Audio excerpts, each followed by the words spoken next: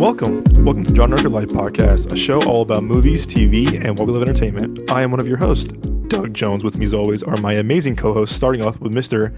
Nick Johnson. How are you today, my good sir?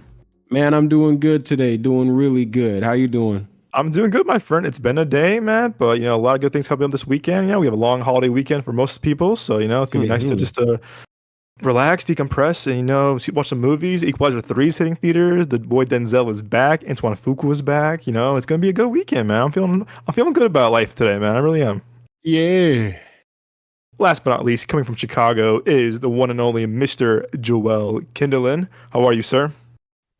I'm doing a lot better than I was the last few days. Fully,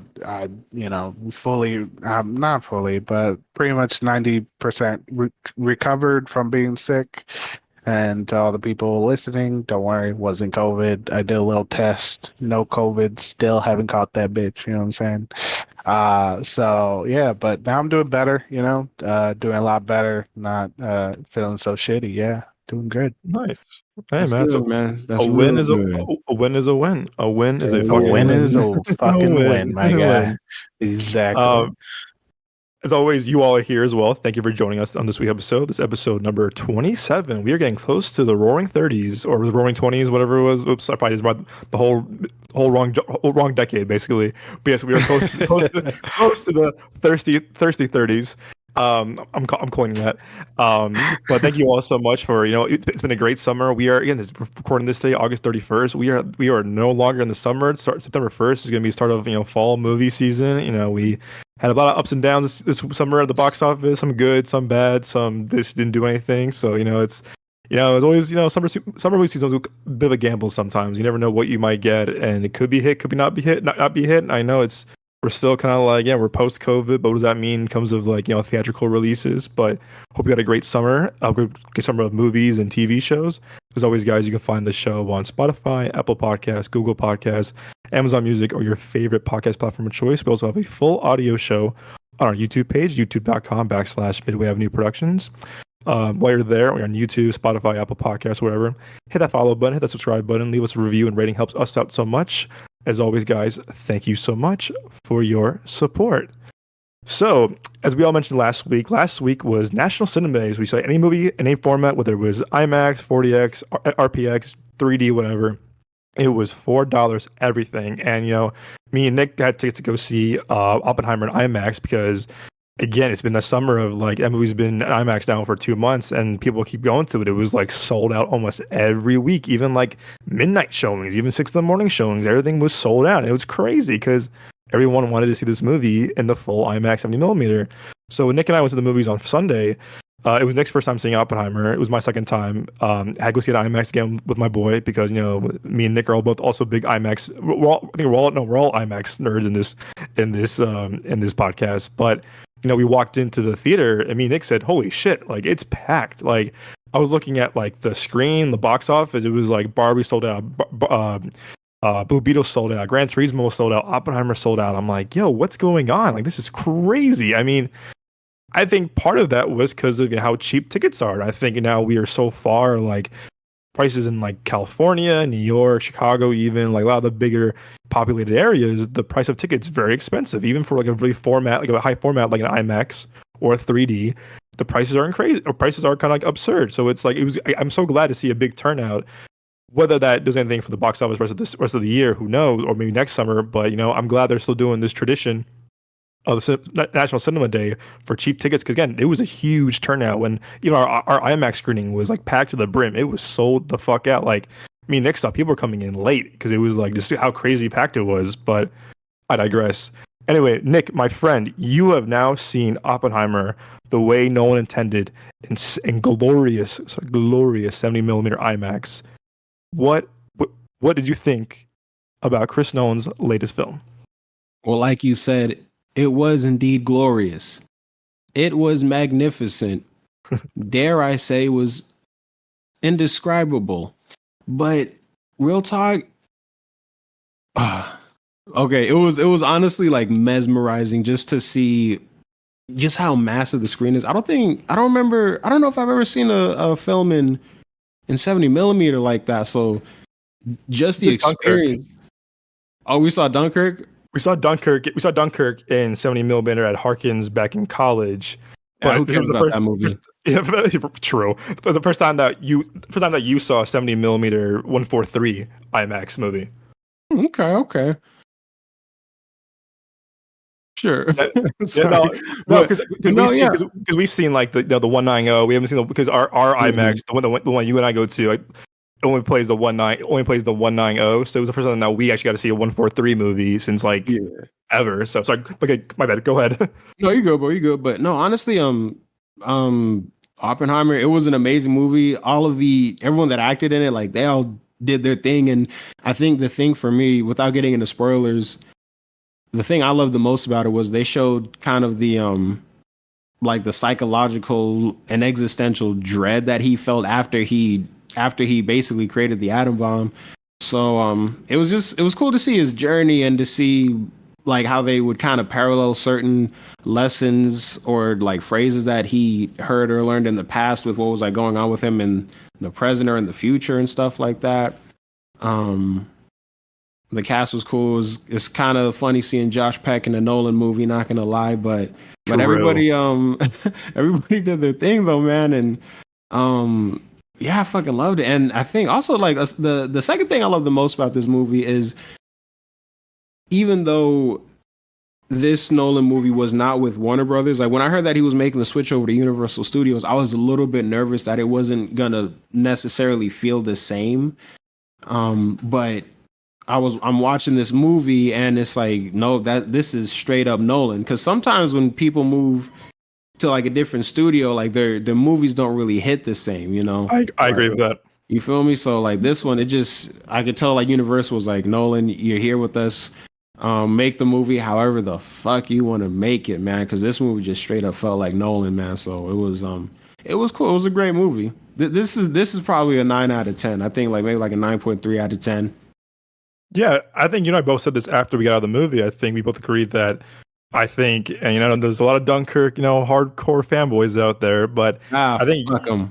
you and I both said like we just felt more invested in the story and the characters because like we could also like we knew their names.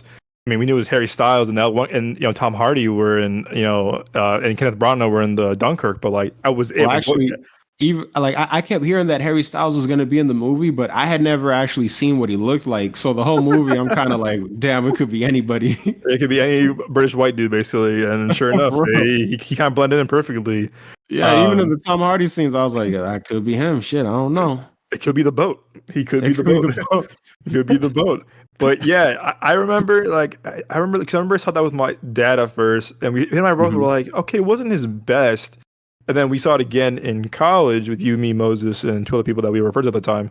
And even then, everything was cool seeing that on 70 millimeter film. That's Yeah. that was for sure like the only pro of seeing that. But like I own that movie, and I'm like I have no desire to rewatch any that at all. I mean, I can rewatch Interstellar, Inception, Tenet, Dark Knight trilogy. Um, Yeah. Even Memento, I can watch that back to back to back and never feel bored with it. I'm never like, oh, Yeah. this is a task. But with Dunkirk, I'm just kind of like, I just don't feel invested. I just don't feel invested to anybody. Or like, it's shot masterfully, 100%. Don't get me wrong, but Mhm. I think a lot of good filmmakers have that one movie you don't connect with. Like that for me was Dunkirk for him. For me and Joel, for Spike Lee, it's Chirac. That we're from Chicago, and that movie did not sit well with us at all. It just didn't connect with Mhm. us. We walked out of that theater. It Mhm. just it's I think certain filmmakers will have a movie again, even like Jordan Peele. I love Jordan Peele. I love Get Out. I love Nope. For some reason, Us didn't really kind of like connect with me as much. I thought Lupita Nyong'o was like phenomenal. I think it was masterclass in acting. I think she was overshadowed a lot for the Academy Awards that year. Or even Quentin Tarantino. I don't really care for Hateful Eight as much. I don't really care for what am I thinking of? No, I think it's Hateful Eight probably, or maybe I do like Death Proof actually, but Mhm. I What about think Once Upon a Time in Hollywood? I actually love that movie for an odd reason because it's a long movie, but I don't ever feel bored with it because I'm like even though I know where it's going, I still have fun living with those characters, living with like Brad Pitt and Leo, um, stuff like that. I definitely again I think the ending is definitely like probably for me that's the strongest part of it all, or even like well to the back. I do think the middle part when like he meets the young girl actress, that kind of drags definitely a bit because it's halfway through. You're kind of like, okay, where are we going with this? Yeah, I didn't give a But shit about none of that part, man. yeah, it's kind of like, okay, you're introducing this girl. They have a scene together. I get it for sure. It's Leo's, kind of like, Leo's kind of thing. But to me, I think definitely Brad Pitt. That was Brad Pitt's movie, and rightfully so. He won the Oscar for it. But I can rewatch Once Upon a Time in Hollywood like so much more than like Hateful Eight. And Django is still my favorite Tarantino movie because Jimmy Fox is a fucking badass. I gotta And, see Django again, man. I haven't seen it in so fucking long. dude, it's a tough watch and it's long. It's 3 hours. But Yeah. man, like to me, Jamie Foxx, Leo, Christoph Waltz, Tim Jackson are putting on a masterclass of acting. Like all four of them are. And it's just like it just shows like how remember Will Smith was casted as Django at one point. You remember that? Man, that movie would have been kind of weak. I love Will Smith, but like, nah, it wouldn't have been that good, man. And like, I'm not mad at the reason why he said he didn't want to do it. He's like, oh, it's a love story, and Yeah. I wanted it to be about love and not vengeance or anything like that. But I'm like, nah, that would have Great been a impression. very like, huh? That was a great impression, by the way. Oh, That was spot on, bro. It was spot on. Thank you. But I'm like, no, that movie would have been kind of soft, man. Like respectfully, Yeah. And Tarantino just don't do soft movies. No, Will Smith do soft movies because it's a box office thing, low key. Like He's a soft-ass man. No, I'm Hancock was kind of soft. keep my name out your fucking mouth. About to get It was about to a be G.I. slap, Jane man. joke. I'm gonna slapped again, bro. That's the Oh, last episode of God. the podcast, guys. We're calling it quits after this. But no, I hear what you're saying. It would have been a Wild Wild West too. That movie, Oh, fucking yeah. sucked.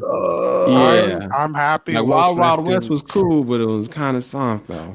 Yeah, the thing is, like, there's a lot of actors that can do a lot of roles, but there's certain movies where you watch it and you're like, they did good, but this wasn't the movie for them. You know what I mean? Like, this character wasn't it for them, and that definitely would have been Will Smith. Like, he probably would have acted his heart out, but overall, he wouldn't have done it justice like Jamie did. So yeah, I completely understand that. Like, me and Doug have watched movies that we was love. in the Old Boy Room remake. Did y'all know about that? Yeah. Which one? Old Boy, Boy? when they were trying to make that The 2013 American one. version. Yeah, who was the gonna be in it? American version. It like it wasn't was it? at one point Steven Spielberg was going to direct and Will Whoa. Smith was going to act in it. Yeah, that would have been no diss to Spike Lee. What I heard too is that the studio said no, because if you watch the remake, it says a Spike Lee film. It don't say a joint. It's right joints, and that because he goes this wasn't my movie. Even Josh Brolin said like, yeah, I want to see I'd rather see Spike's version because the studio kind of like cut that shit out. And I'm like, yeah, again, I think it's a good, cool combo of Josh Brolin and Spike. That's a cool, duo right there. Why don't they just release, like his full director's cut? I wonder, like, why? Yeah, I feel like what do they have to lose? I don't know. I think it was like a studio. No, when it was, that's right, bro. It was fucking Film District. Remember this? Film District went bankrupt. Like, to our listeners, I don't know back then, back in the 2000s, 2010s, there were so many different like studios, like production company studio heads. We had like Screen Gems, which was part of Sony. We had Film District. We had like Anchor Bay Films. We had so many kind of random kind of like production companies and film companies. Like a lot of them went bankrupt or they were bought out by like a Universal or a Sony or a WB, whatever. And I do think that studio, because that studio also did Drive too. And I was doing some research about a few months ago. I was rewatching Drive for the hell of it, and it was like, so that Drive was called. So Film District was a company that had that. Oh, really? That movie and then they were fantastic. That was a phenomenal movie, and they also had Old Boy, but they had a lot of movies in 2010s that was their movie, but they went bankrupt, and it was just kind of like it wasn't. It was a studio, but again, back then, if you were a studio going up against like. Again, I hate saying his name, but a Weinstein company or a Sony or Warner Brothers, you gotta like bring something cool to the table because you're about to be eaten alive. I mean, look at Miramax now. Miramax is bought by a Paramount, so it's a lot of these kind of like 2010 studios were just kind of like either couldn't hold up against the other studios, or they were just bought out. So to your point, Nick, I think that studio had kind of like I wonder why Spike went there compared to like maybe I would assume maybe other studios passed on it because the original is so beloved and such a classic. Yeah, and So it would be a pretty like controversial ending too. You know, what I'm talking about. true, but to your Yes, point, but to your it, good. but he like I feel like the ending for the remake that they did, I preferred that one. I think that one was a good one. Why you say But the that? original was so much better.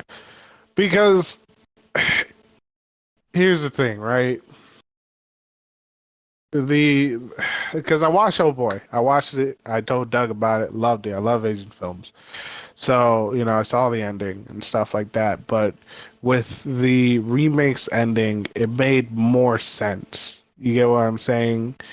Because, like it's a I feel like it's a parent instinct to be like, this is my child. What the fuck? You know what I mean?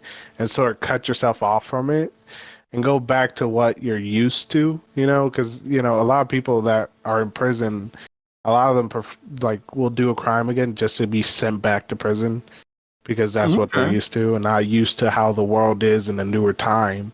But also, Okay. in the end, he separated himself from his daughter because he's just like, yeah, that's my daughter, you know, like a lot, like I feel like it's a smaller number of people who reunite with their children when they're older that are that have that incest relationship. Like I feel like that's a smaller number than the big number of people that do reunite with their children and be like, that's my child and I love them, but not in the fucked up way. So I feel like that the new ending was more.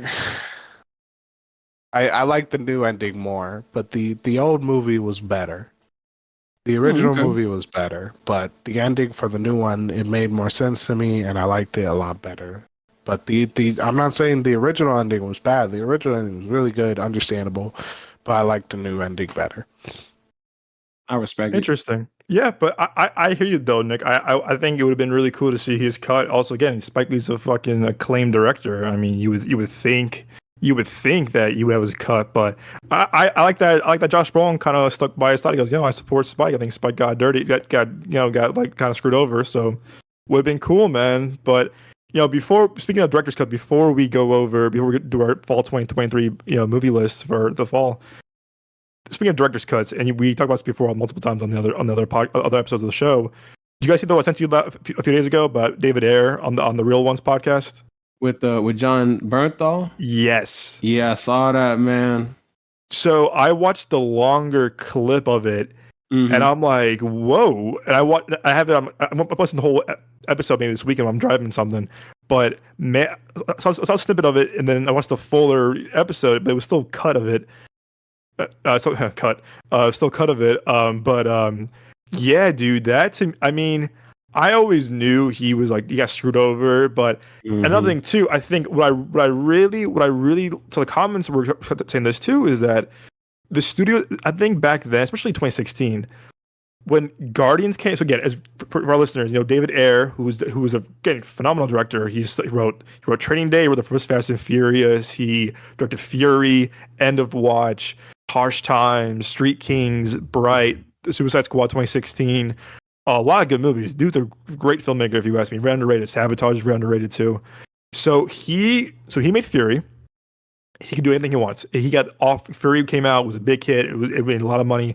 He can do anything you want. And he goes, I want to do Suicide Squad. And may I remind you, this was like around the time where DCEU was becoming this thing. We only had Man of Steel, which was a year or two prior at the Mm-hmm. time. Mm-hmm. And then we got BVS coming out, Ben Affleck versus Henry Cavill, and then Suicide Squad. At the time too, I was kind of like, I'm more interested in BVS than Suicide Squad. I love Will Smith, but I'm kind of like, yeah, I want to see more Henry Cavill and Ben Affleck as Batman, Superman. I want to see that story. Yeah, because But that's like then, this is the first time we're gonna see Batman and Superman right, on screen together, live action on the big screen. So it's like, oh man, I got to see that. It was more of an event, and again, like I said, Yeah. it was more of an event, and I was like, I don't even know the Suicide. I know, I mean, I know Harley Quinn, but that's about it. And I was like, who's who? What? I knew who Will Smith was. I'm like, yeah, of course. So Hmm. then I was like, oh, cool. I fucking love Fury. You know, I love Sabotage. I like End of Watch. I'm like, oh fuck, this guy's gonna kill it. And then what David Ayer says in the podcast, which was a really good segment on the hot ones, on the hot one, wrong show, the real ones, not the chicken wing podcast, the real ones with John Berthnall. Sorry, wrong one. So he was saying like how the system's kind of how Hollywood, how the system's kind of fucked sometimes. You know, just like it's like it's fucked. It's kind of it's business, but it's kind of fucked up. And so basically, what happened was 2016 comes around. We have BVS coming out in March. We have Deadpool coming out in February. We have Civil War coming out in May, and we had X-Men Apocalypse coming out also in May. And then it was nothing until Suicide Squad in August. So Deadpool opens up huge, right? Huge, $130 million, biggest rated R movie of all time. Blah blah blah blah. All this time, huge. BVS comes out, and a movie that I've come to like a lot more because of Nick's recommendation of watching the Ultimate Cut, Hmm. which is the superior cut to watch, hands down for sure. It's a way better movie. It definitely feels it's a way better movie that Snyder wanted people to watch.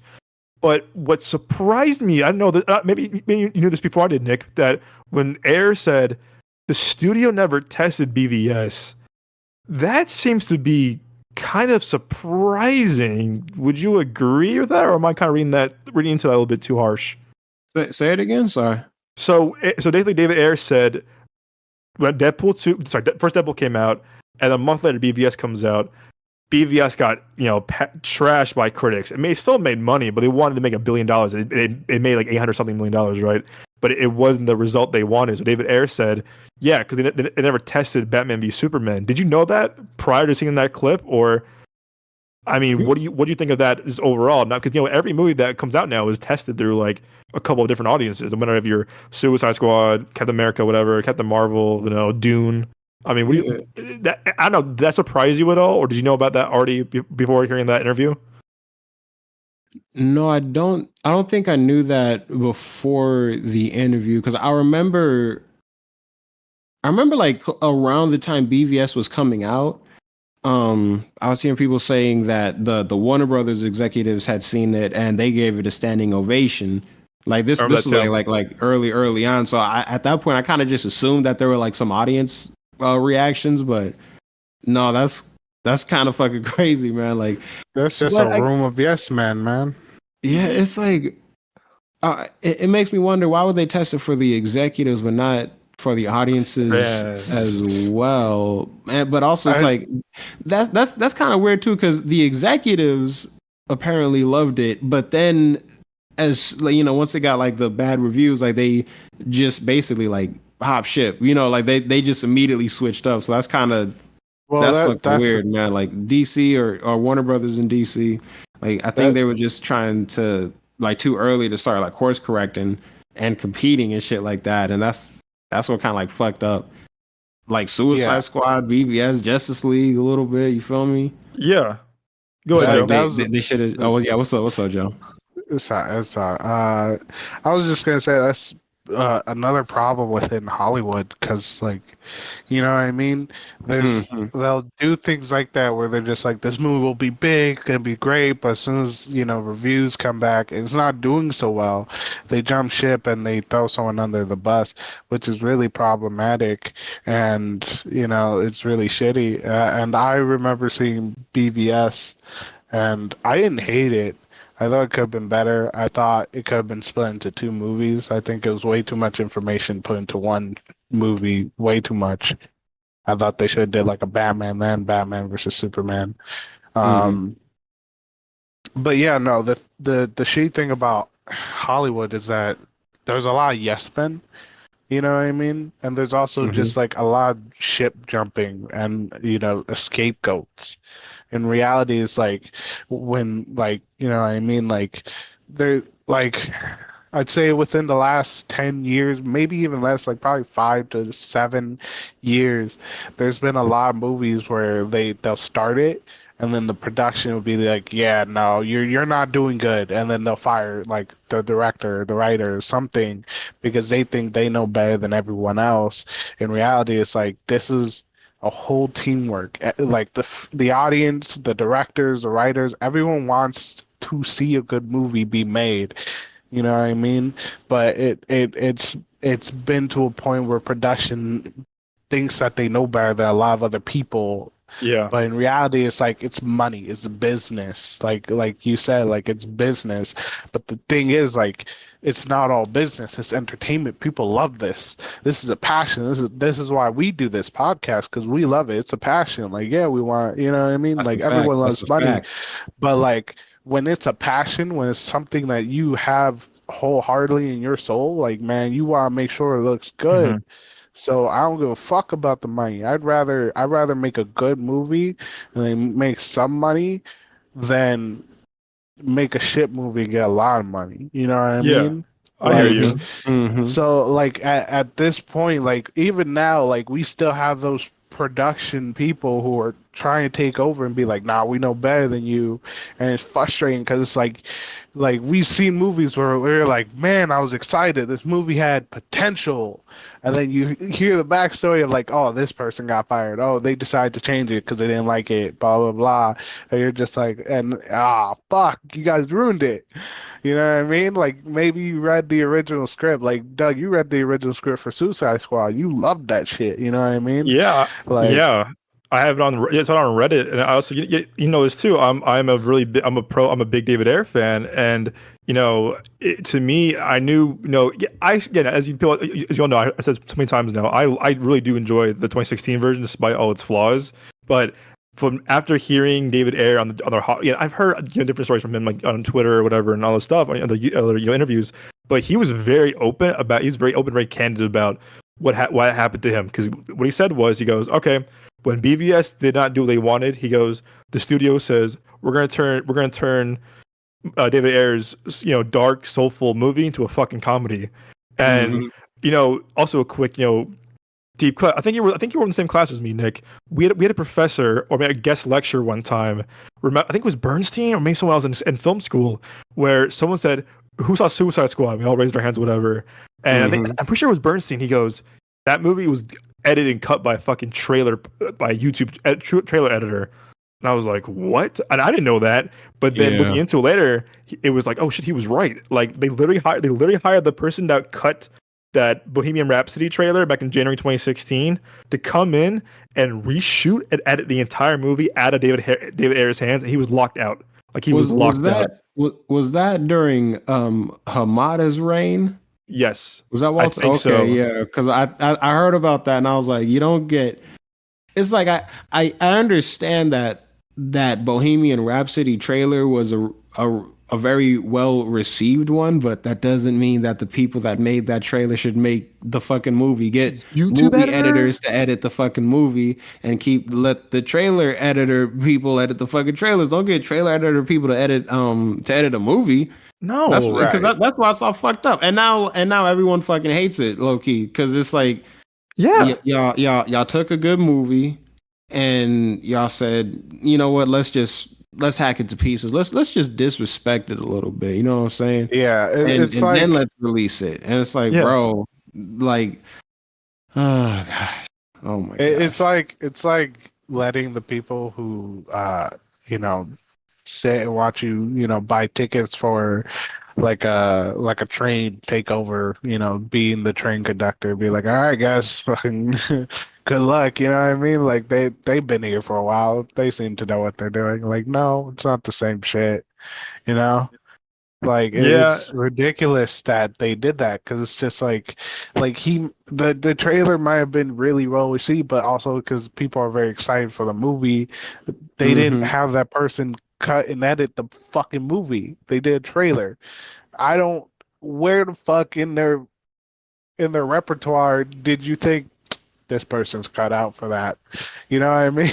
Mm-hmm. It's like And it Yeah, makes no it's yeah. like sense. hiring I know it's like exactly what you hiring a mean. Subway, cook to work at 5-star like a 5-star Michelin restaurant. Like it's not good idea.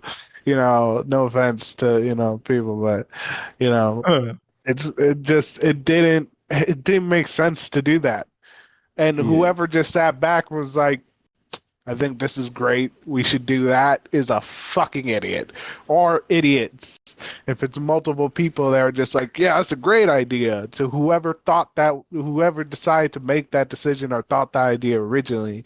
Like I would, like if Doug ever said something like that, I would slap the shit out of him and been like, go home. You're tired. Oh, you're yeah. drunk. Hell yeah. Yeah. Exactly. I will boss you an Uber, but like, I think you're drunk, man. Yeah, I don't know what's going on. You need to go home, lay down. Yeah. Well, like it's ridiculous. Yeah. and also again, and also like what David Ayer was saying, it was that like I don't remember this as much. Maybe you guys did, but when he said that after Suicide Squad came out, they were like, "Oh, he's hard to work with. He's difficult to work with. Whatever." Blah blah blah blah blah blah. Blah. And like David, and then everyone defended him. Like Margot Robbie came out and defended him. Will Smith, and they were like, "That's not true. I'm working with him right now. I'm Bright." Like, and then Margot Robbie praised him too, and like By Margot the Robbie way, said, "No, Bright was yeah, they're fucking Bright." phenomenal. And so I also love that shit. Margot Robbie was gonna do a movie with him at one point too before it was canceled. So it was like what to me, I'm just like you guys changed the narrative. And what someone said in the comment on the interview, I was like, wow, that's really this person did up pretty well. I'll find right here in my notes. The person in the comments said something really like, you know what? That's what it was. Let me find it real quick. But I don't know. I as someone who's a really big David Ayer fan as his film. Here we go. Here's the comment. The negative effects of Deadpool and Guardians of the Galaxy was every other studio. Excuse me. It was every other studio. You good, homie? You good? You need some water? Yeah. Every other studio envying its popularity and copying it immediately. Mm. The negative effects of Deadpool and Guardians of the Galaxy was every other studio envying its popularity and copying it immediately. And I said, like. I said, like. Roger, do you have a drink of water? Yeah. Before I continue, But it's true. But it's true. Yeah. But it's true though. I think everyone tried to copy Deadpool and Guardians of the Galaxy as soon as like those things blew up. Yeah, no, That's I completely true, man. agree with you. Take a sip of water though, so No, we can continue. But that's how it overall, was. yeah, like me and you have talked about this, where it's like, we saw a movie where like this is like Marvel, and we've talked about where it's like they saw Marvel keep going ahead, like Marvel was taking off and they're farther ahead than DC, Yeah. and DC was like, yeah, no, we need to catch up, and they're doing so well, let's do what they're doing. And I always say this, and I'm sure Nick agrees with me, being a DC fan as well, is that DC is not Marvel. Like Marvel has dark undertone stories, it does have dark stories, but DC is majority of their heroes and villains, it's really dark. Even there's a lot of dark Superman stories, you know what I mean? So it's like you can't put the same like comedy skit type of like theme onto it, so it doesn't work. It Yeah. ruins it because that's not who they are.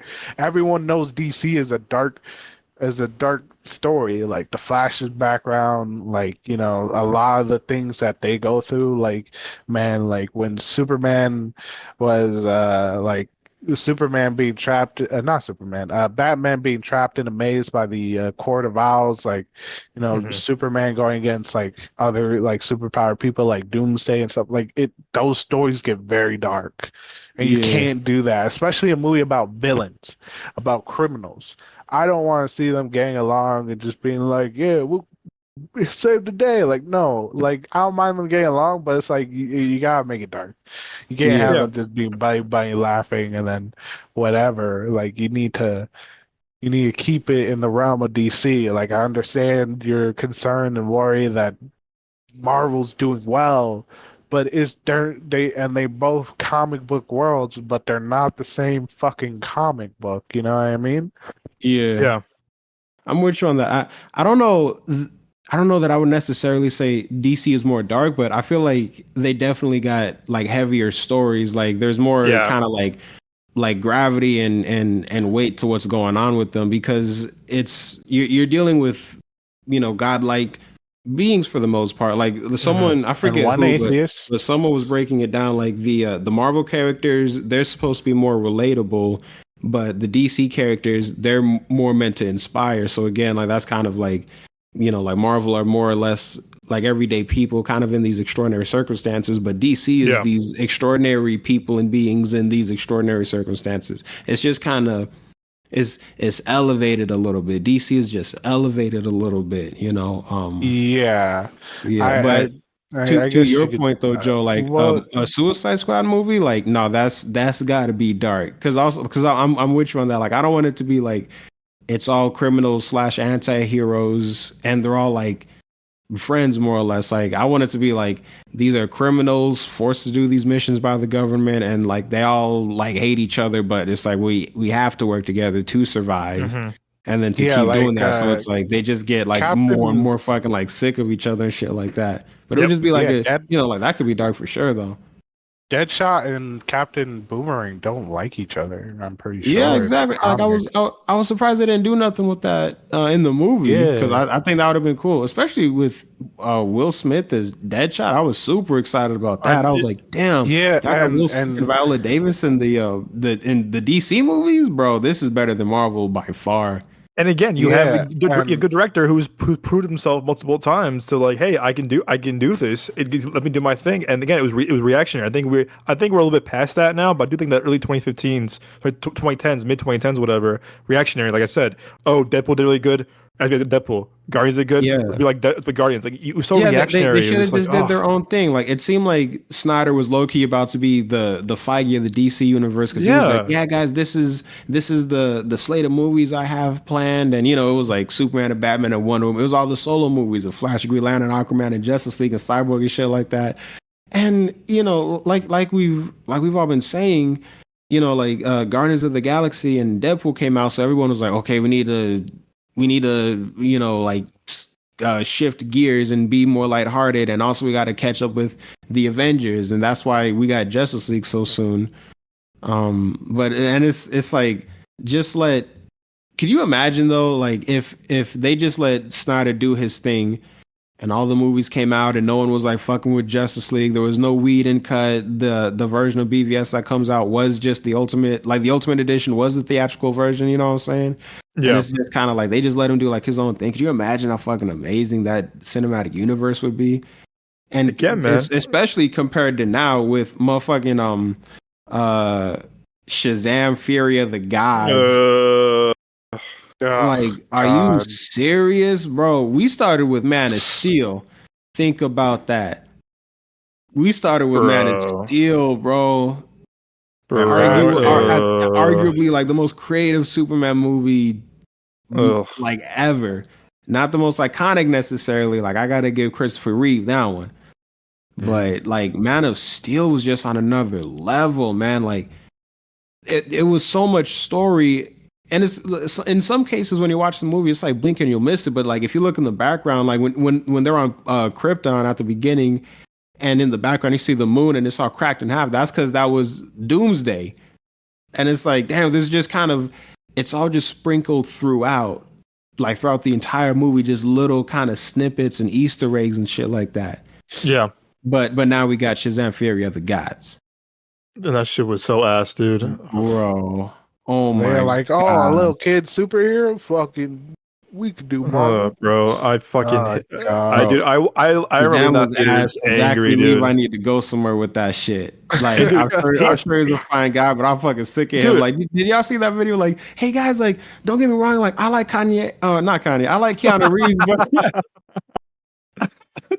No, dude, he was trash talking John Wick 4. He's like, John Wick is not really like a family movie, so maybe you just like shouldn't see it. I'm like, bro, did you just tell me to see Shazam! Fury of the Gods instead of John Wick Chapter 4? That's a bad look, bro. That's a bad look. Are you shitting me? I'd rather have someone motherfucking paper cut every single web in between my fingers than watch that shit again, man. Bro. Bro. And he keeps doing it based on the trailers. I'm like, man, Shazam compared to John Wick, that ain't nothing, man. Oh my god, he said that. I remember, like, he went on this whole like thing of like he's still again. I love Zach Levi. I really do. I'm a big fan of him. I really am. But my man, shut the hell up. Like he literally went on like. Dude. on this, like, this tour the past couple of years, past couple of months, like, your movie didn't do well, but bro, just take the L. Take the L. Trust me, take the L. Take the L. You are literally hurting yourself now. Then you are helping man, yourself. Hey, find another movie project to work on, man. Stop trying to make Shazam a thing because nobody is asking for it, man. No one's asking for it. Do you guys have HBO Max or Max now? Yeah. I don't know if y'all have seen. There's like this DC 3-episode kind of documentary on there, and at one point, like in the second episode or something, it was Zachary Levi being interviewed. Like he was being interviewed about Shazam, but it was talking about like how superheroes kind of like affect us when we like read the stories and see the movies and da da da. And he was talking about Shazam, like crying and tearing up and shit like that. Bro. And like it was like, be inspired by whoever you want to be inspired by for sure. But I'm like, dog, this is Shazam. It is not that serious, man. Like I know you're not tearing up over Shazam. It's just so important to me. I'm like, what more do you want from me? What more do you want from me? Speaking of Django, his Tyrese's audition tape for Django. Dude, no, you say spot on, Nick. I mean, literally, I was about that last week too. It was like, bro, this man, when every convention too was saying, like, bro, just take the L. Like, you take bro, it sucks. Okay, it sucks. Your movie only made $30 million opening weekend. I'm sorry, man, that fucking sucks. It really does. But also, you were caught in a really bad time of your movie coming out because of how everyone's changing the rebooting. Also, bro, your movie wasn't that good. Your movie wasn't that good. And that's I pseudo like the first one. Stop fucking defending it, bro. You know it was ass when you made it. Yeah, dude, it is like, bro, like just this whole like kind of like redemption tour, like this we got screwed, like, bro, you're literally hurting yourself now. Then you are helping yourself. He's up there talking about fucking like you guys need to be more selective about what you watch because believe it or not, Hollywood doesn't care about the movies it gives you, bro. Saying the dude in the shitty ass fucking movie. Are you shitting me? Like you're part of the problem, man.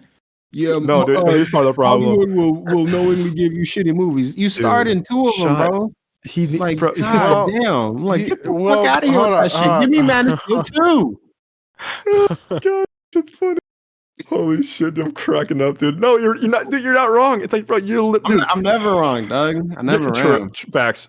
But honestly, like he literally, like bro, like he like. Also, no one asked for you to say this shit, like, bro. Like, it's been months, bro. Like, move the fuck on, man. Like, seriously, move on. And I get you. I should say as a fan of this man. Too. He's about to be in the next Spy Kids movie, apparently. Spy Kids people are mad about that. People are mad about that. The last one. Yeah, Netflix bought the rights to Spy Kids.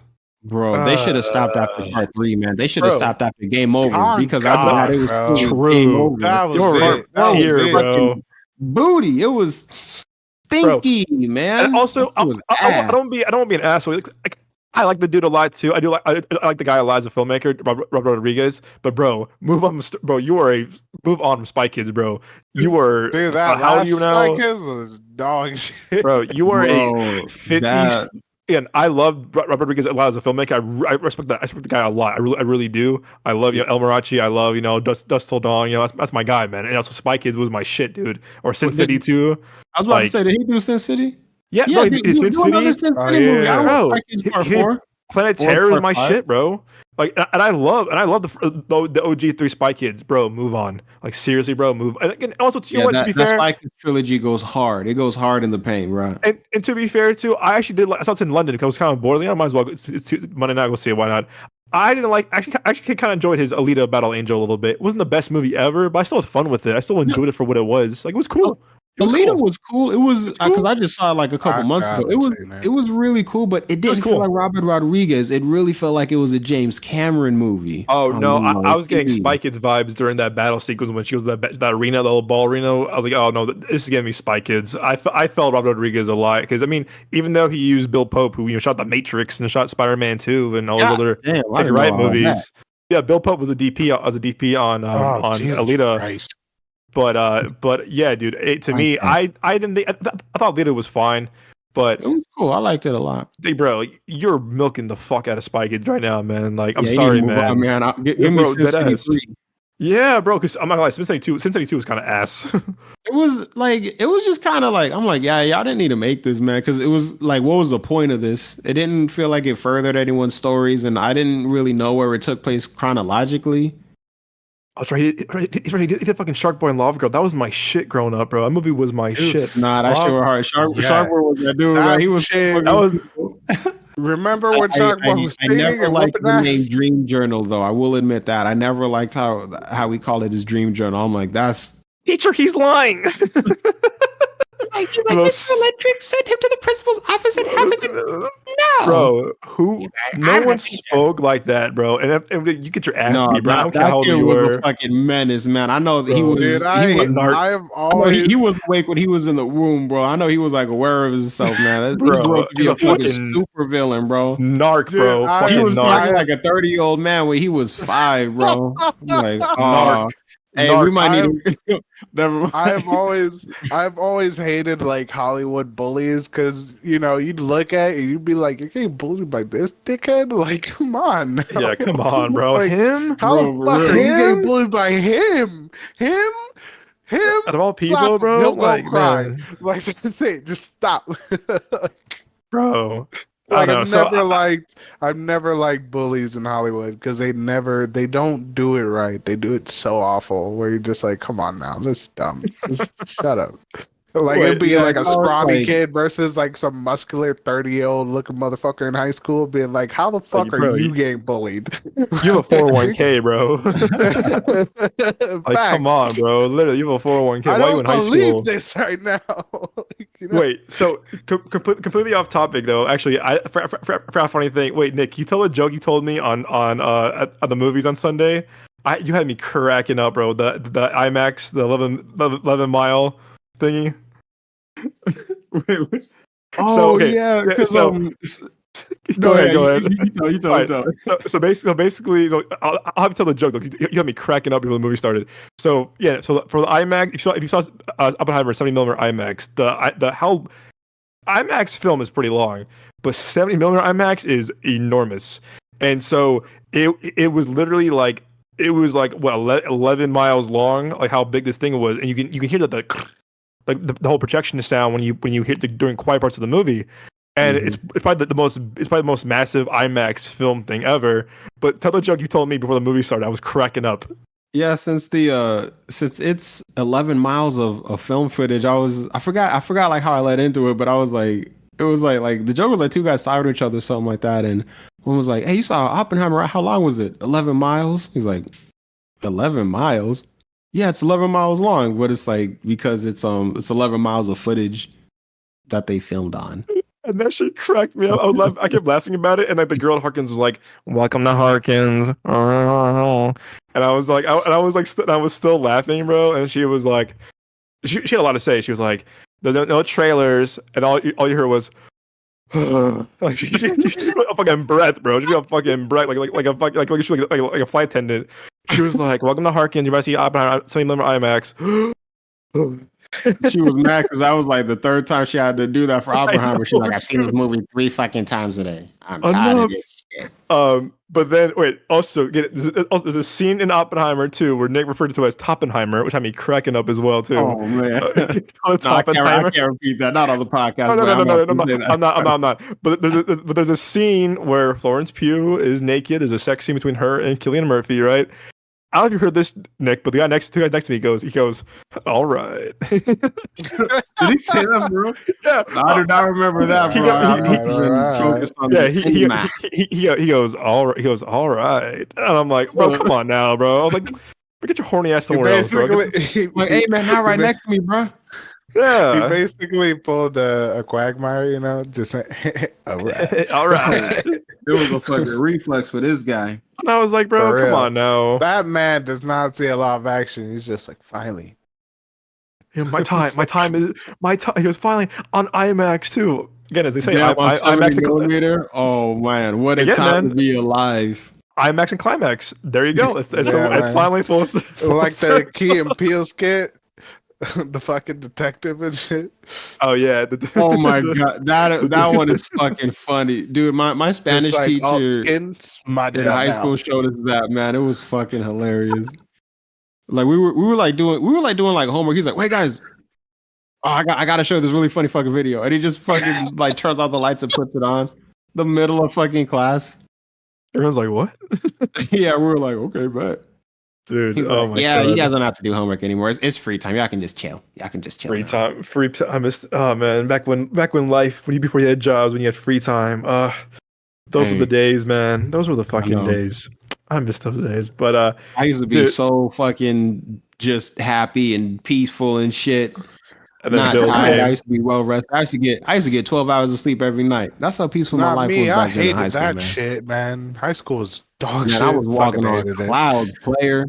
Not Fucking me.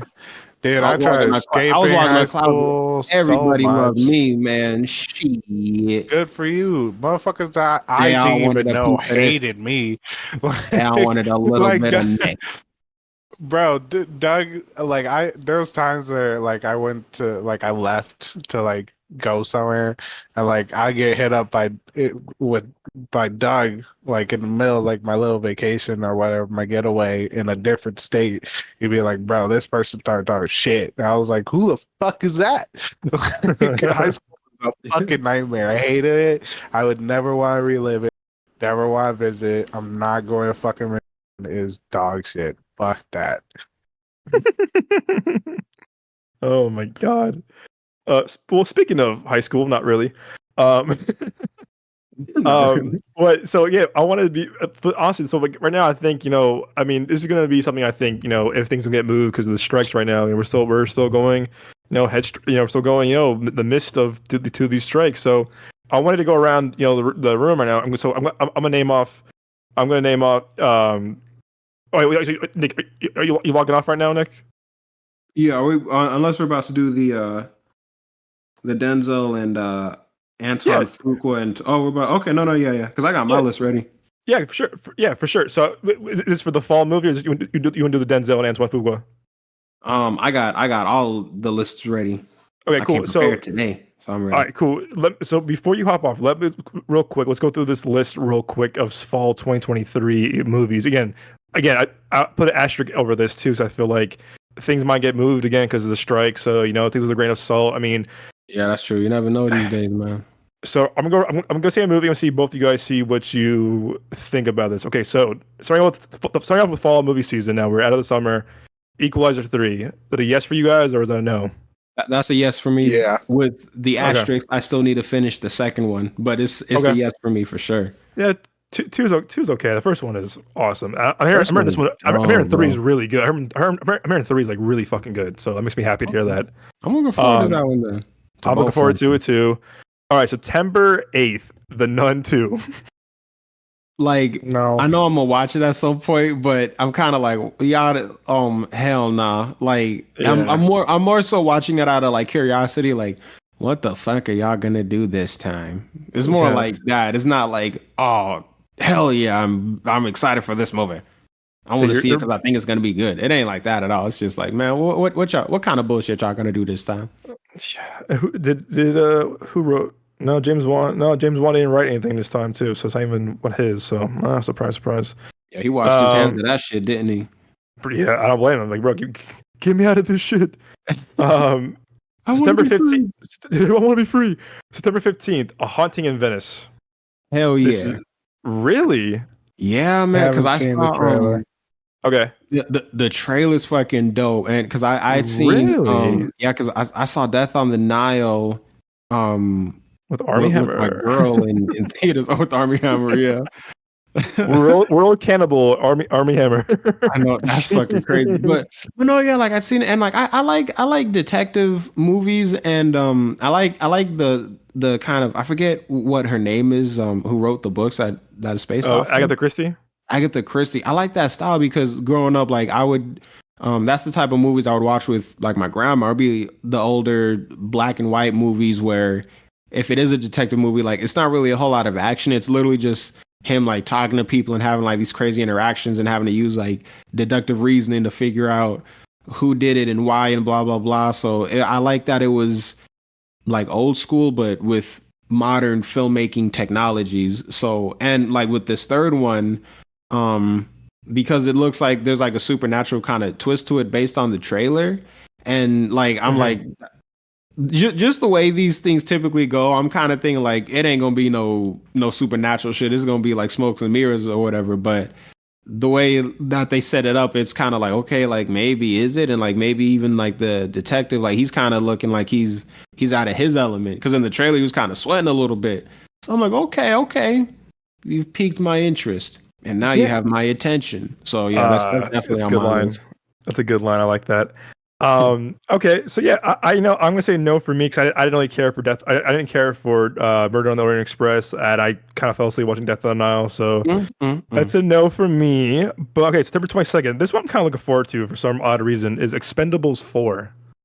Yes or no from you guys? What? It's kind of a no for me. Okay. Because like Expendables was a fun movie, but it was kind of like that's a little corny. Then It's corny. Expendables 2 was a little weak to me. Expendables 3 was That was weird. it was kind of like it's not really even that memorable to me, but it was kind of Yeah, it's not. like what was the point of it? Because I can't even really talk shit about it because I don't remember what happened. So and Expendables 4 to me just looks like it's some of the same actors. Overall, it's a smaller cast. It looks like, but it's just okay. We got Megan Fox and 50 Cent. Yeah, Man. yeah, Fitty. I'm like, man, I did not ask for this with his old ass. Well, It's bro. a yes for me. yeah, me too for some reason. Also because they're going back to rated R. Is I it rated R? enjoy. Oh, was it 3 PG-13? Yes, for some stupid Yeah. reason. But before it's gonna be rated R. Yeah. Okay, Yeah, it's R. almost a yes for me. It's half of a yes. So it's yes because I do enjoy action movies even if they're cheesy. You know, I feel like with the Expendables, like they're cheesy, but it's also like not so cheesy to where you're just like, all right, secondhand embarrassment, I'm turning this off, I can't do it no more. You know what I mean? It's like those. It reminds me of sort of old school action movies that we still enjoy to this day. So you know, like I want to see the new Expendables. It looks good. I think I'll enjoy it. Yeah. I don't expect much, but we'll see. We'll see. Okay, so that's September 22nd. The 29th of September, two things. Starting off with the one that I want to see the most is The Creator. Is it yes from you guys? This shit looks awesome. The Creator? I think I gotta watch the trailer again because I wasn't feeling it the watch first that go trailer. around. It's John David Washington. It's the guy who did Rogue One. It looks fucking awesome.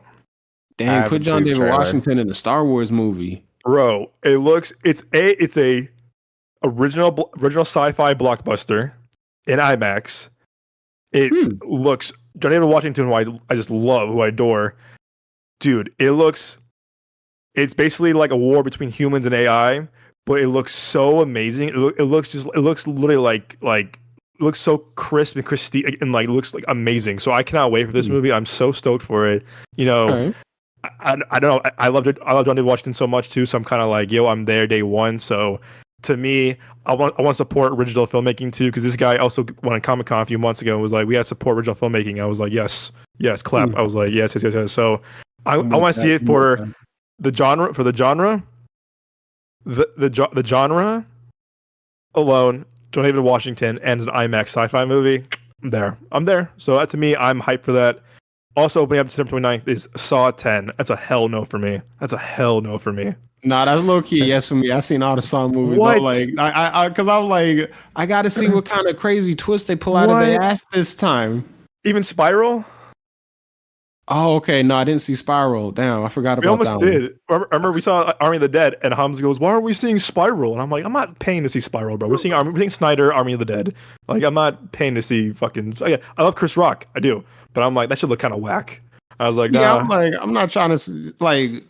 I don't buy him as in like a serious role like that. Maybe I just haven't seen him in the right thing yet. But I'm like, nah, man. Like I'm not. Saw? Yeah, Saw. Like, even Martin Lawrence. Like recently, he just did like a dark, serious detective movie, but it was like one of the kind of like more like lower budget, kind of smaller studio films. But it was kind of like, why are y'all doing this? I wonder. And also I'm like, is Martin Lawrence going to be convincing in a more serious role like that?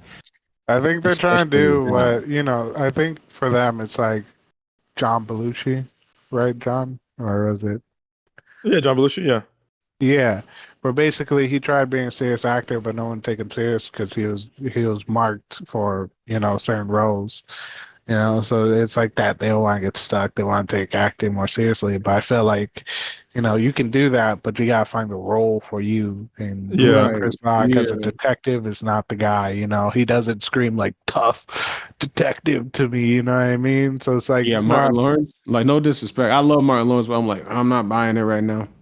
Yeah, All right. So I think they need to do different characters, and then we'll be able to be like, yeah, they did great in that one. Yeah. all right. So Hmm. Saw 10. Yes from Nick. Joe, you. No, I don't watch horror movies. Yeah. Okay. So that's no from two of us. Okay. So that was the end of September. October 6th. This is the one I'm looking forward to the most. Actually, this fall is Danny McBride and David Gordon Green's The Exorcist. Yep, I'm This looking forward to one. that. I This is a love the hell first. yeah. I've only seen the first and the third Exorcist. Me too. I love both.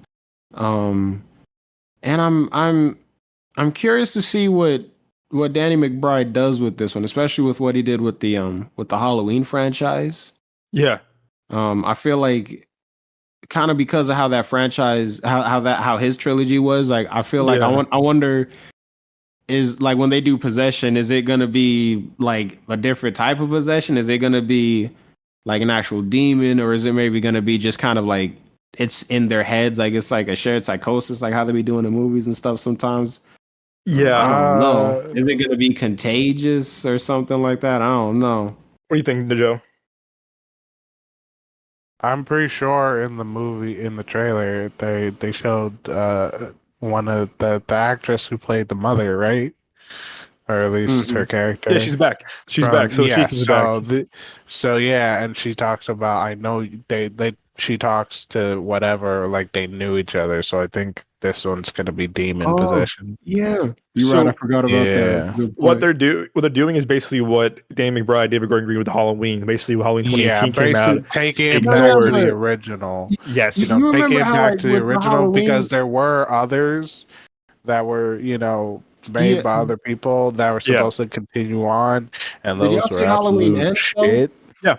Yeah. No, You Yeah. didn't see Halloween? I saw You the. saw I saw, Halloween Ends? I Oh, saw because Halloween's Ends. I'm about to get into some spoilers if that's It's all fine. right. It's been a year and a half. No, It's it's fine. it's fine. Yeah, do you think I'm again? Yeah. Because in the third one, like they was making it seem like Michael's quote unquote evil or whatever was kind of like it could be Possessive. spread. Yeah, it was like possessive because like he had the interaction with the dude that What was his name? that was in trouble for Yeah. like killing the kid at the beginning. Like he Yeah. had his interaction with that guy, and then like he turned into like the next Michael, and then like he literally just kind of like lost his mind and was a completely Corey. different person by the end, and then they had to kill him, and it was kind of like, yeah, it seems like y'all are saying, his bullshit can spread basically. So that's why I'm kind of like, I wonder if it's kind of like that with The Exorcist, because it's like we're taking what you know, but just kind of putting like a slightly different spin on it, like recontextualizing it Mhm. a little bit.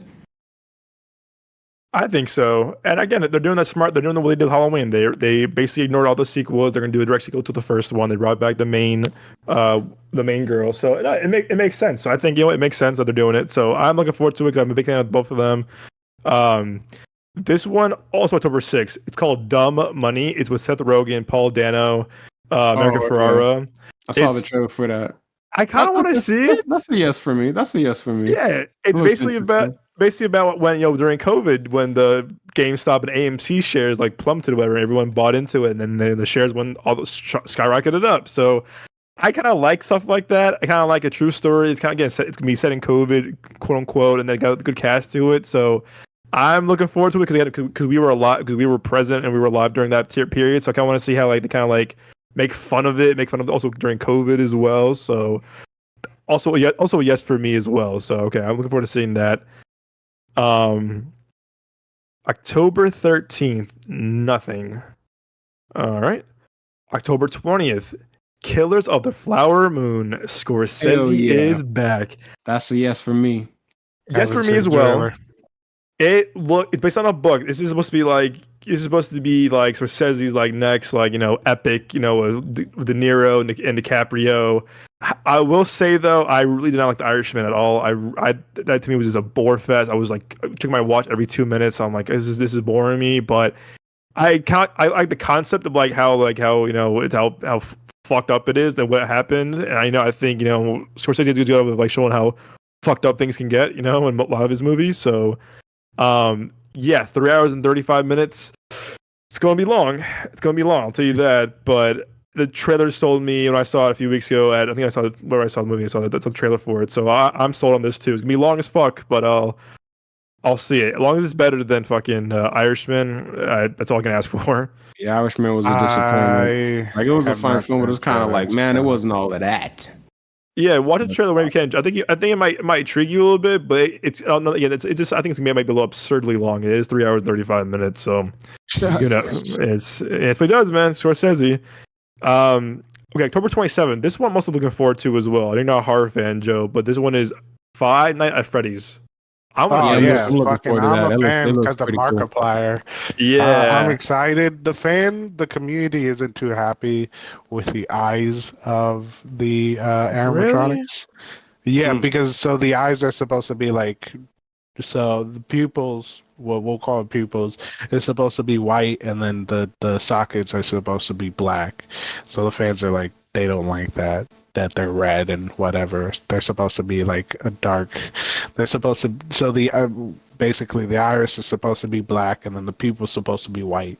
Like Mhm. that's what it is. So they're not too excited about the eyes, but other than that, people seem to be still very interested in it. I'm interested in it to see what they do, see how it goes. Because I became a fan because of Markiplier on YouTube.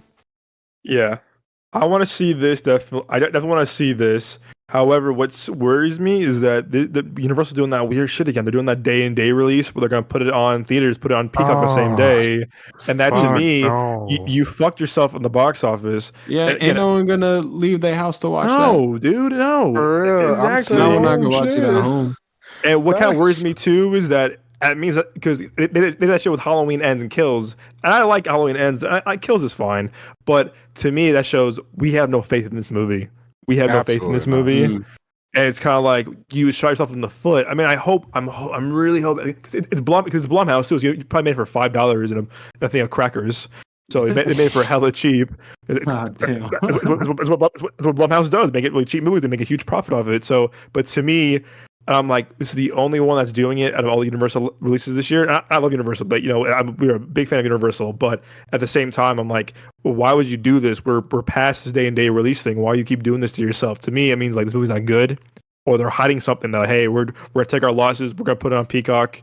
It is what it is. So I hope I'm wrong. I hope it's really good. But also to me, it's just like you're gonna hurt yourself at the box office even more now. So I don't know. Facts. Like That's how I see it. you're losing more money than you could have gotten. You know what I Yeah, mean? dude. Like even if the movie doesn't do good, like you'll still get a lot more people willing to go fucking see Yeah, this that's movie in it's theaters Halloween and weekend. be like, you know what I mean? Because there's people like us who'll be like, oh, people didn't like it, but I'm still gonna go see it because I want to see what Yeah. they did wrong. Like, it is a big community of fans that like there's a lot of people who love Five Nights at Freddy's, the video game.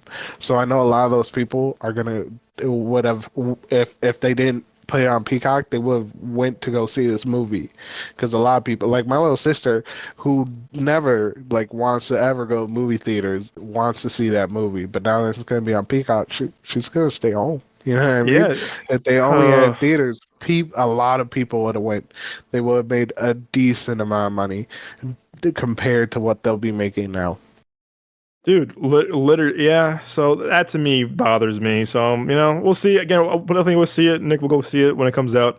But I hope we're wrong. I hope we're wrong and it's good. That's like, awesome. We were wrong. So all right. So that's October 27th. That's the last movie of October. And then November 3rd, nothing anymore because Dune Part 2 just moved to March. So nothing then. Damn. November 10th, The Marvels. To me, this is a maybe. I'm kind of marveled out right now. No, I like go I like Marvel. the If I'm gonna see it because like why not? But I'm kind of I don't. It's weird because One issue I have with the Marvel movies is their emphasis on humor. But I'm watching the trailer for this, and I'm like, Right. it kind of just it looks like it's specifically made to be a comedy. So I'm like, okay, well, if it's made to be quote unquote funny, you can't be mad at it for trying to be quote unquote funny. But then like the Yeah, you director can. Nia DaCosta apparently said, yeah, with this movie we're actually trying to make it funny, but it read like as if Marvel and Disney hasn't made this shit funny before. So it's like that statement I just Yeah. thought was kind of weird. Like you're saying it like y'all ain't just been doing this the whole time. But I'll see. Yeah, I get that. I'm not gonna Maybe. see it because if it has nothing to do with Spider-Man, I give no fucks for it. You know what I mean? Like I saw Thor, but I waited until the movie, on Oh, streaming Love and and Thunder. Yeah. yeah, which was just big no. And then Guardians of the Galaxy. I actually did want to go see that in theaters, but your boy broke, Dude, which yeah. might I change feel you, things. man. It'd be like But that. yeah, facts. So no from But you? I did see it. No, I did. I enjoyed it. I think they No, no, did no. well. Right, I was saying, but I mean the Marvels is a no from you, is what I was Oh saying. God, no! Fuck no! If it's So not Spider-Man or Guardians of the Galaxy, I'm not gonna go yeah. see it. So right now it's a maybe for me, and here's why. I think for me, I like Nia DaCosta who's doing that. She did the Candyman reboot. I thought was really fucking good. I like the reboot of Candyman a lot actually. Yeah, that was dope. Um, That was dope. I Didn't like watch that. it. It's good. It definitely feels like a Jordan Peele movie. Even though he produced and wrote it, it definitely feels like he did it sometimes. But Nia DaCosta did a good job of like making like that kind of horror to kind of feel real and stuff like that. So I like that. I like her a lot as a filmmaker. Um, I see, to me is that I like was it Monica Rambeau? I like her a lot. I didn't watch Miss Marvel. I may watch it eventually, but it just didn't appeal to me as much. I Miss like Brie Lar- Marvel, is that the one with Yeah, she's like the what's the name? Pakistani superhero. Oh, the young Miss Marvel. Yeah, Right, I it's forget on there's Disney two of Plus. them. No, I didn't watch that shit. So and also I like Brie Larson a lot, but I don't think I think she's kind of phoning in a lot with as Captain Marvel. She's kind of like, yeah, I'm here, guys. Yep, I'm here. And I That's thought, because she The knows don't character nobody was want to see us stuck. Captain Marvel no more. yeah, Yeah, no, right. that movie was It's one boring, note. bro. I was like, this character is supposed to be so badass and everything, and then we Yeah, got like this shit. Fuck I feel this. bad for Brie Larson though because like I think she could potentially play the character well, and she doesn't seem like a bad like person. But the movie was whack, So and it one kind of felt note. like she was just getting like hella fucking hate. And I'm like don't shit on Brie Larson, shit on the Yeah, The no, movie. filmmaking, it was the yeah, writing. It was the writing and filmmaking Yeah, that that made writing it's definitely just did not help. real boring. Yeah, that movie was not like there was nothing in that movie that made it stand out. That's the thing. They're just like, here's yeah. this character, enjoy. And it was Like whack this. how Nick Fury lost his eye in that movie too. Oh yeah, I that felt to me so For fucking was that cheated. real. I was was like, I are was you cheated. like, yo, shitting me stop right now? joking me, bro. We were all cheated on. That Bro. was a big. That was like I was like, Dude, that uh, was weak as fuck, bro. but Man, you I had to watch it demanded Weak for as hella Endgame. refund fuck. for that movie ticket. But you had to watch it for Endgame. We kind of like you got to watch it. It's a prerequisite. You're like, I guess. And I mean, And then I it mean, wasn't even a prerequisite. The only thing was yeah, like, the post oh, credit scene. this is what happened to Miss Marvel or Captain Marvel in the '90s. But it's like this didn't have shit to do with the with Thanos. No, so yeah, Nothing, nothing. so it's maybe for Hot me. ass garbage. We'll For see. So invasion, understandable. But even I yeah, didn't Yeah, watch that sure, but either. even even Invasion then. was whack. So all right, so Yeah, that's November no. 10th is the Marvels. All right, November 17th, the one I'm looking forward to actually the most of November is the Hunger Games, the prequel, the Ballad of Songbirds and Snakes. And this to me, I'm really hyped for because of the cast. You got Viola Davis going to be in it too. It's going to be a young Snow. And the guy who wrote the best Hunger Game movie, Catching Fire, which is my favorite of the franchise, Hmm. came out of retirement for this movie, to write this Oh movie. damn. So I'm Oh, like, damn. ooh. He also wrote Force Awakens, which is my favorite of the Disney Star Wars Ooh. movie. And he retired after Force Awakens. I'm like, damn, if he's playing out retirement for this movie, it must be good. Okay. It must be good. I'm definitely intrigued now, but I haven't seen any of the Hunger Games movies, and I haven't read any of the Hunger Games You don't have books. to because this is a prequel, so you're good to go. You're good to Okay, go. bet. Okay, You're okay, good to bet, go. bet. This I guess is it's a made yes for for me you. then. It's a This yes is, for me then. Hell yeah. and here's why too. It means you also means you're hosting our joint birthday party together. Comes out on our birthday. We're renting out the entire theater by our new place for the movie. So you and Kellen are gonna come. Everyone's gonna come. We're gonna have the entire theater to ourselves for this movie. I hate y'all. Oh, you already know. We will zoom you from the. We will have the zoom. We'll have the Zoom call on the. Y'all the screen. Right there with us. We'll have the Zoom call. Just turn the volume up extra high so you can hear the movie. If this movie moves dates, place the means computer by one of the speakers. we have the whole theater to ourselves. We're gonna have a laptop of you literally on the chair next to us. It better say reserved for best friend. Of course. That's it, and then a fucking computer. If not, we're having problems. And I'll tell you what, if this movie gets delayed, me and Z's birthday is gonna be ruined. We're gonna be because we planned this for a year. We planned this for a year. We live by our own theater now. We're the whole rental for all our friends, like Nick and Kaylin, and all of her friends too. So it's gonna be like our own little theater. So some. Sorry, Some. keep going. Oh, man, I'm done joking. Whoever invited, whatever. But so Nick, so yes, you will be fine because it's a prequel. So you're good to go, my friend. Awesome. So this one I'm kind of unsure about. Also, the 17th of November is Taika Waititi's movie called Next Goal Wins, and this is his kind of like first movie. Fassbender? Yes, it's Fassbender, but they had went through so many reshoots because of COVID, but also it also starred Mr. Cannibal Armie Hammer in this, so they had to reshoot the entire thing again with Will Arnett in the scenes. So wow, I gotta see that. That's a yes for me. Yes for me crazy. too. I want to see again. I like Taika Waititi a lot, but there was so much of him in the past 5 years. I'm like, give us a fucking break, please give us a break of him. Like, I like him a lot, but it was like Taika everywhere. Like, I got tired of him after Love and Thunder, man. I was like, Jesus. Oh, Taika, yeah, Taika Waititi. I'm like, bro, like this is too much. They were anyway, on his dick, bro. Holy shit! Everyone was, dude. Everybody was. was. Said, like, you know what? I'm gonna prove y'all wrong. Everyone was. I'm like, bro, but I want to see it because it's a non-Thor movie. It's based on a kind of a true story about this American Samoa team. Like, they're so bad, bro. Like, they're literally so bad. So they hired Michael Fassbender, like the only white guy on the island, to coach them. And it looks funny as hell. It looks super. It kind of reminds me of Kicking and Screaming with Will Ferrell, basically, but like American Samoa version of it. And it looks really funny. The trailers had me cracking up laughing. So I recommend watching the trailer. This is the first time I'm hearing about it, but I'll check it out. I can't say yes or no yet. It sounds funny. Interesting. So that's that. November 22nd is, I don't really care about this movie, is Ridley Scott's Napoleon. I'm out. Okay, skip. That's it. Nope. It's a no for me, dog. And then there's nothing during Thanksgiving. Nothing during Thanksgiving. There's nothing for 3 weeks until December 15th with Wonka. Thank God. And no for me. It's a no for me. Actually, it's like I'm gonna watch it.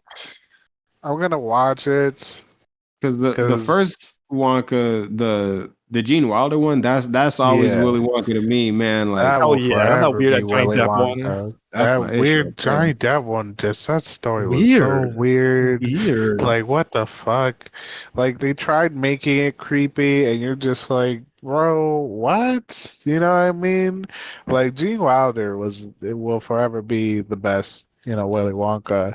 And I'm not a fan of Timothée Chalamet, so I just want to see if he at least does it some justice. If not, then fuck.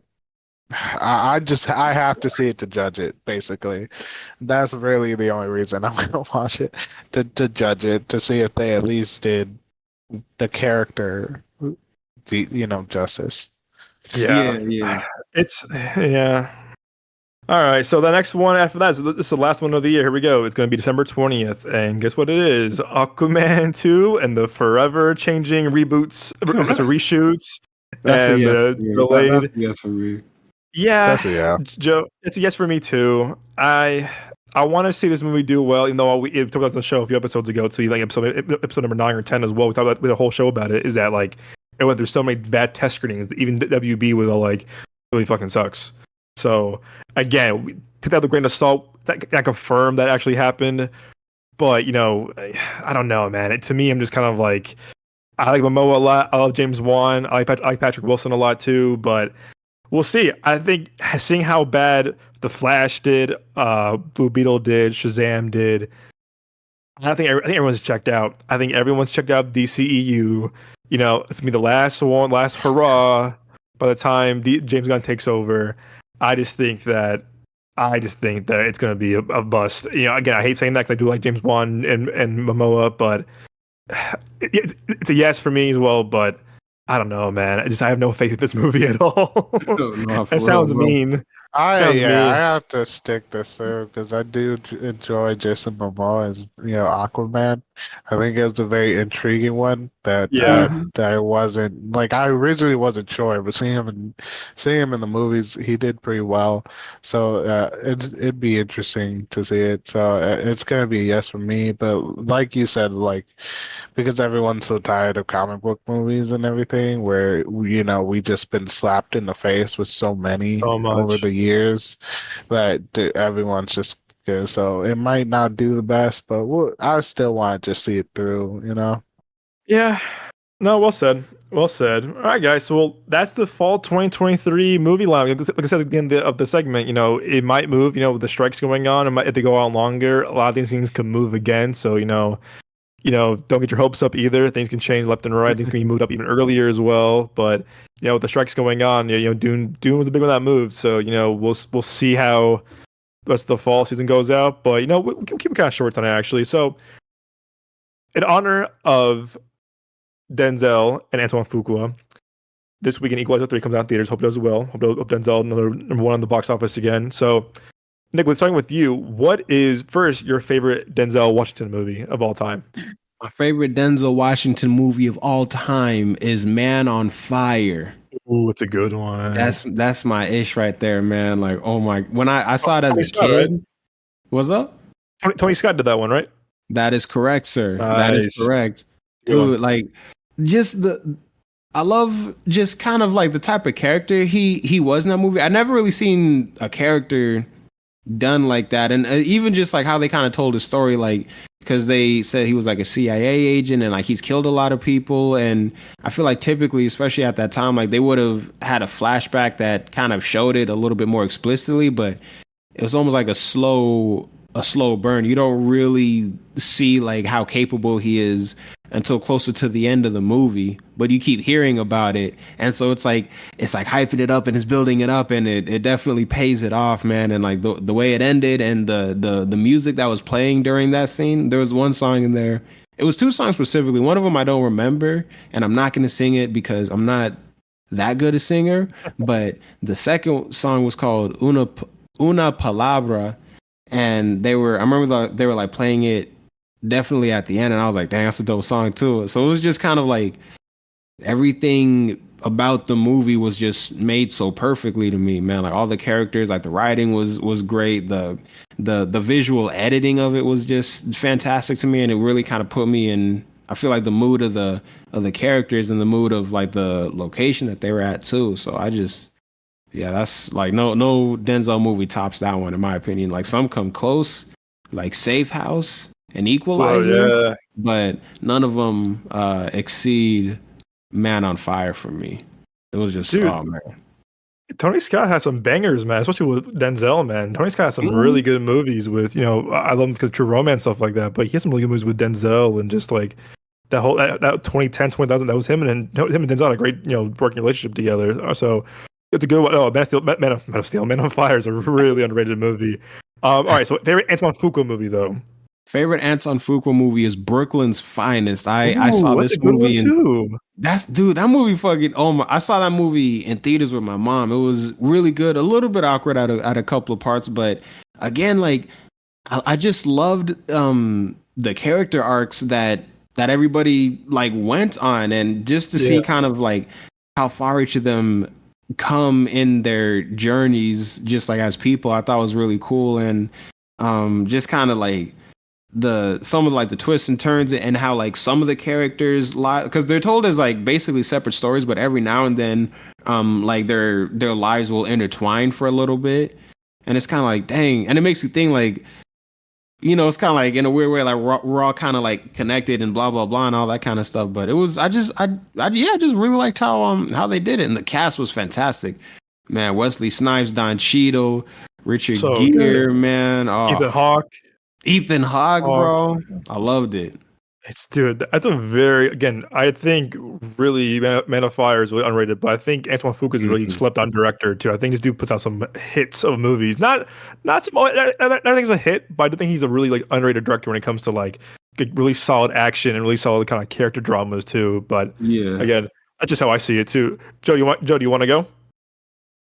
Should I go? Yeah. Yeah, I can go. I got my list. All right, go ahead.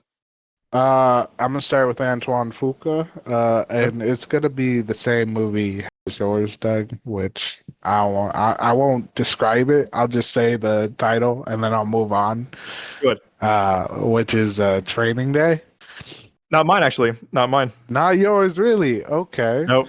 that's surprising because Training Day man, was you solid. love That's a hell of a Training good movie I'll Day. right exp- there. I'll explain why. Facts. I'll explain why when my turn's up. I got you. All I'll right. explain Well, why. I love Training Day just because how it is. How he shows like a fuck, I don't even know how to explain. So I wasn't even planning to explain. I was expecting you to like it. Yeah, I would just say Train Day. It's a overall great movie, written really well. The characters are amazing. It's just like it's enticing to watch, to continue to watch it. Just like brings you in. I really like that. And then my favorite Denzel movie is going to be Inside Man. Spike Lee. Okay. Um, I gotta watch that one yes, again. man. Oh, it's so good. Spike Lee, bro. I told Doug about this movie ages ago, and that's one of the movies he took forever to watch. Yep, sure did. Yep. But he watched it. He loved it. Like I love Inside Man. I watched it so many times over and over. I haven't watched it in a while, but it's a really good movie. It's these bank robbers start robbing a bank, and Denzel's the detective who who's trying to talk to them, because they have hostages in, so he's trying the best he can to make the best outcome of to come out of what's happening. It's really, really good. The story, the twist at the end, if you haven't seen it, it's really good. I think it's Mhm. really worth it, and honestly, creative. The twist, like the way towards the end, what the robbers do, and then the twist. It's really creative. I haven't seen any like bank robbing movie make me go like, oh damn, like that's really really smart. You know what I Mhm. mean? So I really liked it. I think I fucking love that movie. I think it's completely worth a watch. Yeah. Yeah, I mean Denzel's phenomenal in that movie, but I tell you what, even Clive Owen is really good in that movie too. Clive Owen Oh, is he killed it. really good in that movie because he has some like hit or misses too. Like Children of Men's a hit for sure, but yeah, it kind of depends. But Inside Man is really I think one of his best roles, if not his best role. Mhm. Very slept on movie too. All right, so for me, starting with Anton Fuqua. So okay, wait, no, I'm gonna go with Denzel first because Denzel's the goat. Denzel. So I picked Training Day for Denzel, and here's why. I remember seeing that for the first time, maybe like beginning of high school, and for some reason I just saw something differently that I never saw before, like how he transcended as Alonzo, and how what he did, what he pushed, Ethan Hawke went through, because like, is he a good guy? Is he corrupt? What's going on? Like, you like him, but he's a fucking asshole. Like he's a corrupt asshole. Like he's rude to his kid, rude to Eva Mendes. Like he's a schmuck. But like Mhm. you still root for him, even though he's corrupt as hell. And the way David Ayer's script goes, the way Antoine Fuqua directs both Denzel and Ethan Hawke, it's a performance of a lifetime. Like it really is. And Denzel has not played not a bad performance, but man, like you're so mesmerized by his performance and the journey you go on with him. And when he leaves Ethan Hawke in the tub, the Mexican gangs, you're just like, oh my god, like your heart is pounding.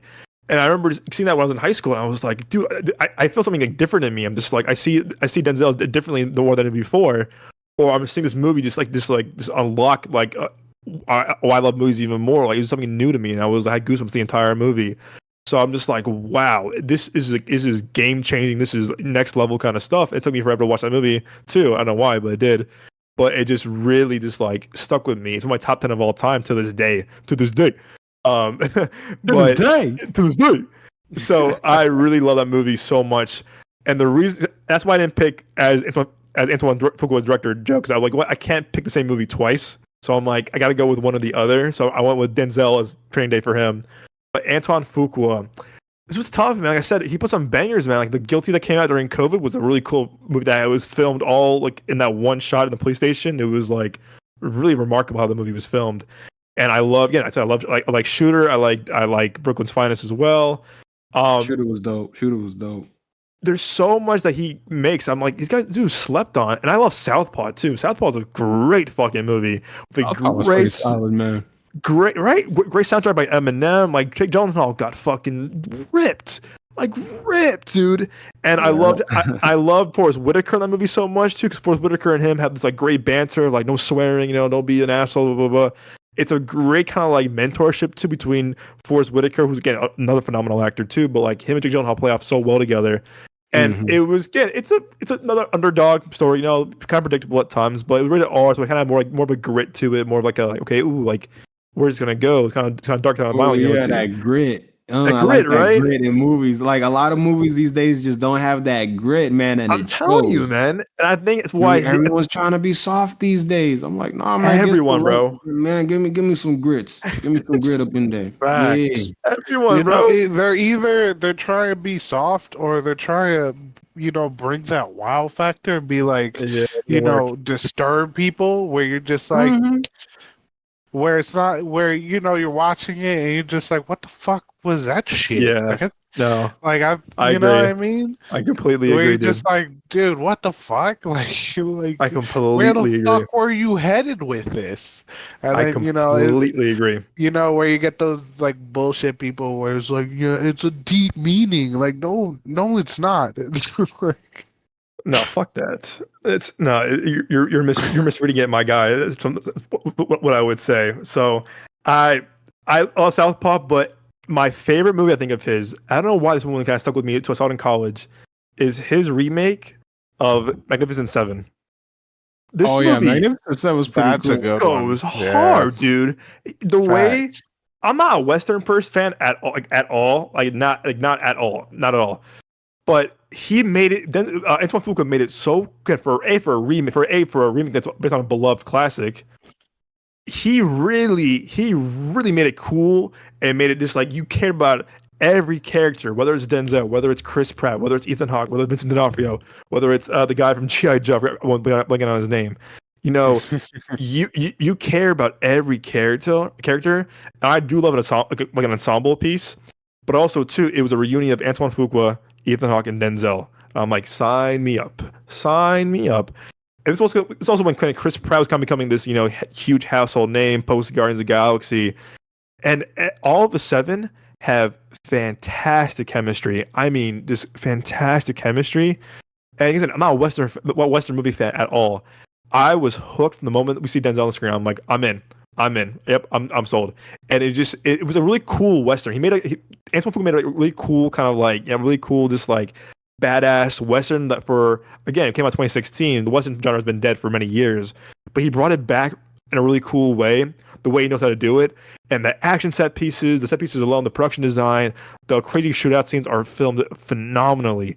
So to me, I'm just kind of like, wow, what he did with that movie is fantastic. And again, like I said, he knows how to do a great ensemble piece with all 7 actors. So to me, that's kind of his best work, in my opinion.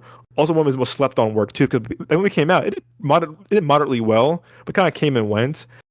I own that movie on 4K Steelbook. I love that movie so much. I think it's so underrated. I think it went to DVD real fast. It did. It was before streaming too, so it was kind of like came out in September. I think it was DVD in May, November, so it was kind of just like a really quick turnaround. But I remember seeing it in college with friends at the time, and in a packed audience. I'm like, oh hell yeah, I want to see it because Chris Pratt, Denzel, and Ethan Hawke, and Antoine Fuqua. So I think Mag 7 is probably his best movie, in my opinion, but also I think it's the most underrated movie too, because he really did a great job with the genre, the cast alone, everything in between. So Mag 7 for Antoine Fuqua, and of course Training Day for my man Denzel. So those of our Antoine Fuqua and Denzel watch list. Yes, Take us indeed. home. Yes, Take us indeed. home, Joe. Take us home. All right. Well, Nick, go ahead and plug yourself. So you can find me on YouTube at Dawning Vision, capital D, capital V, and on Instagram, same thing, Dawning Vision, all lowercase, no space. You can find us on YouTube and anywhere that there are podcasts. All right, Doug. Alrighty. Yeah, I was piggybacking on that too. I also added Nick's award-winning short film to our link tree as well. So you'll see yes, Joel's Twitch. thank you very You'll much. see Nick's award-winning short film as well as Moses' award-winning short film golds. You can find me as well as on Instagram at the Young Jones, on X or whatever we call Twitter, at Capri_Sun SON. You can find our social medias of the show on Instagram and TikTok at Midway Avenue Productions. And yeah, guys, DM us, send us an email, whatever you want. If you want to be on the show, great. We're always looking for guests, and people hop on the show, talk about movies for an hour and a half. So always DM us or DM me on Instagram. But by all means, go ahead. And like Doug said, you can find me on Twitch. Try to stream as much as I can. Starfield's coming out this in a few days, so I'll be streaming that on my Twitch. The Open Weekend. You can find it on the link tree on our Instagram. And please don't be afraid to comment and talk to us or bring up anything in our comments on Instagram.